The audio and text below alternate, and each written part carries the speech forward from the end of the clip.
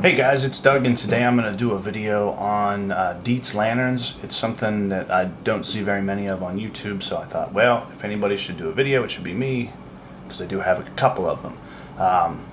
First, I'll start out here. I have what's called Dietz Little Giant. I think it was made from 1939 to 1957, somewhere around there, and then it was moved to Hong Kong. But Dietz, New York, USA. Little Giant has a 70-hour font capacity. That means, I think that means that that's the kerosene that it holds. It'll hold 70 ounces of kerosene. Filler cap here.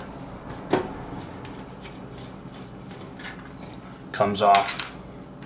And you can use kerosene. Actually, they recommend you only use kerosene, and now they have a synthetic kind called Clean Heat. I think you can buy that at Lowe's or Home Depot. I'm just using regular Coleman kerosene that I got at Walmart, and that works pretty good in here.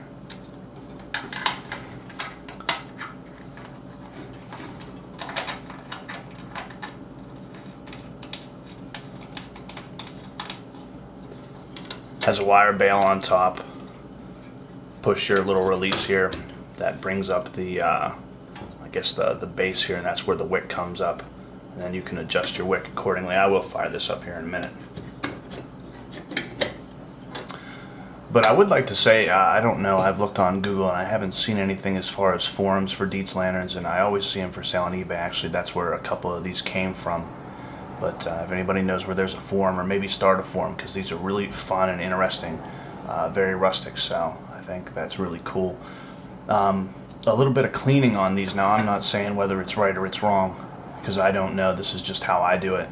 Whenever I got all these, they were in pretty bad disrepair. The Air Pilot number 8 probably being the worst. So what I did, I took a garbage bag and I sprayed oven cleaner inside the garbage bag with the lantern. I just soaked it down. I took out the glass and stuff, of course, and then I wrapped it up in the garbage bag and left it sit for like 5 or 6 hours. Came back, unwrapped the garbage bag. I took it in my bathroom in the bathtub and scrubbed it all down with 4-aught steel wool. And after that was done, I took off all the paint, all the crud, all the rust and stuff that was on the outside. And then I took a little bit of boiled linseed oil after it was completely dry. I put it on the radiator to dry overnight. I took boiled linseed oil and rubbed down all the metal parts on this. And that seems to work really well for that application. Now inside of the tank, whenever I unscrewed this, whenever I first got it, it was pretty rusted out inside. There was some crud and stuff that had built up. So I got a chain and I put it inside of there with a cup of vinegar. I saw this online. I don't remember what website it was. I screwed the cap back on and I shook it around for about 10 minutes and knocked all the dirt and crud and rust off the inside. I emptied the vinegar out and let it dry again overnight. That way it wasn't no vinegar trace left in there. Filled it up with kerosene. I let my wick go for probably a half an hour before I tried to light it. That way the cotton can absorb through the wick. And I lit it up and it works beautifully. This is called a Traffic Gard. I don't know if you can see this, but this was in pretty rough shape. It was all cracked, and I guess the patina looked pretty good if you were into that kind of stuff, but I did paint it, which I don't know if is sacrilegious or not, but I used some of this Rust-Oleum oil-based enamel, and it made it really nice, and I think that's going to last a lot longer. I did the same thing with the crud inside. I took the chain, put it inside of there, switched it around for a couple of minutes, and knocked loose all the junk on there. But yeah, they're a lot of fun. And I think this was $6 plus shipping and handling on eBay. I picked this guy up at a local antique thrift store here in my town. $15. The glass was good in it. The only thing I had to do, of course, was buy some wicks, and I got those online. They say you can only use cotton wicks. You can't use fiberglass because the fiberglass won't absorb like the cotton will. And these seem to last a long time. I have one up at the camp that I use, and the wick just keeps going and going. You hardly ever have to turn it up, and so I'm assuming you could probably get a long time out of these wicks, a couple of years. And then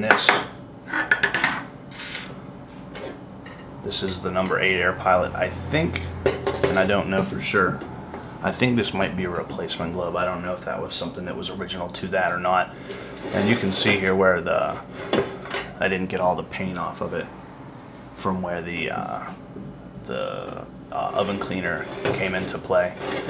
This was, like I said, this was probably the worst, but I don't know if I'm going to paint it or not. I don't know. I'll have to see what anybody else can give me as far as feedback, if they're cool with that. I mean, I guess it's mine. I could do whatever I want, but you know, they're a lot of fun, and I don't want to hurt the functionality of it. I don't think it would, because obviously they come painted from the factory.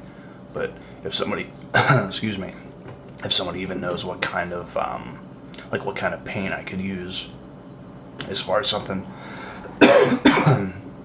that's gonna last, that doesn't like flake off with heat, you know, like a heat paint or something like that. But if it could cover as good as this little one did, I think we'd be in pretty good shape, because I think that looks pretty good. Like I said, that was in pretty rough shape. But I'm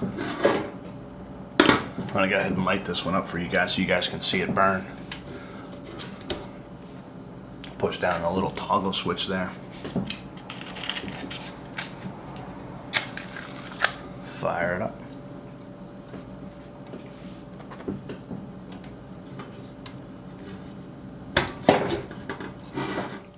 Now these do smoke for a little bit until you get it up to temperature, which takes I don't know, just a couple of minutes.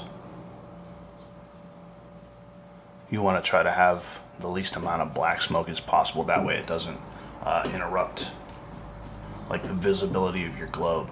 And they say the new stuff that you can buy at Lowe's, that clean heat kerosene substitute, is supposed to leave like no odor, smell. Like after this has been going a while and then I blow it out, you can get that hint of kerosene, which is cool, I guess, if you're cabin or a camp or something, but not whenever you're in your house. So I'll have to see if I can get something that doesn't leave quite a bad smell. But now I've never tried it out, obviously, because I don't want to, but they say that Dietz lanterns were the only ones that if you tip them over, they'll extinguish themselves and you don't have to worry about them bursting into flames like you'd see in Hollywood movies. And then you can adjust your flame accordingly. I keep it pretty low. I think that's not as hard on the wick. But I think that's all the information I got. I can do a couple more of these whenever I get some into service. I just got some more on eBay. I ordered 2 of them, so hopefully they're here within a couple of days. And I'll share them with you guys as soon as I get them. But yeah, please leave me any comments or any kind of upgrade ideas or anything that you guys know that I don't know. I mean, I know there's a lot of good information, but I always enjoy chatting with the guys that check out my video and girls that check out my videos. Real easy to extinguish too. You push down on here, right out. But they're really cool, easy to find. They're a lot of fun to mess with. Yeah. Get out today. Today's Sunday. So maybe you guys can pick up some good deals on some Dietz lanterns. There are others too out there that I'm not really too familiar with. Ebony or something like that was one that was made in the 50s, and they look to be pretty similar. Now, these are all cold blast lanterns as well. It has something to do with the intake of fresh air into these cylinders. They say that the cold blast lanterns will, of course, give you more light than what they call a hot blast. This is actually a dead flame, and I don't know, I've never lit this one up yet. I just got it, and I just got it painted. But they say that the dead flames and the hot blast, they don't give you quite as much light as the cold blast lanterns do. So I'll be interested to see. I think this is going to look pretty cool. I usually read with a headlamp on, and the headlamp is a red light, and it's really easy to see. It's really easy on my eyes. So if I'm up at camp or something, I think this is going to be something pretty cool to mess with. I think they were originally used for traffic accidents or trains or something crazy. Like I said, anybody can chime in with some information. I appreciate the feedback. I appreciate the 5-star ratings to you guys that are always taking good care of me on my YouTube videos. So this is SxDxFan signing off. Thanks, guys. Enjoy the day.